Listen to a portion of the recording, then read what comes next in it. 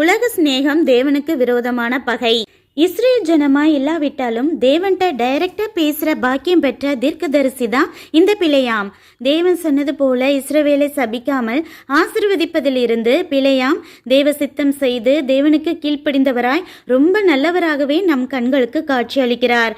ஆனா இந்த 2 வசனத்தின்படியும் பிழையாம் பாலாக் தர அநீதத்தின் கூலிக்காக ஆசைப்பட்டான்னு சொல்லுது. எப்படியாவது இஸ்ரேல் ஜனங்களை விபச்சாரம் விக்கிரக ஆராதனை பண்ண வச்சுட்டா தேவனே அவங்கள சபிச்சு அழிச்சிடுவார்னு பாலாக் தர்ற பொருளுக்கு ஆசைப்பட்டு ஐடியா கொடுக்கறான். இந்த பணத்தை வச்சு என்னென்ன வாங்கலான்னு திட்டம் போடுற பிழையாம் இஸ்ரேல் ஜனங்களால் அழிக்கப்படுறான். இந்த பிழையாம் போலதான் நாமளும் உலகத்தின் இச்சை பொருளாசைகளை தலையில தூக்கி வைத்தும் தேவனுடைய காரியங்களை அற்பமாய் தூக்கி எறிகிறோம்.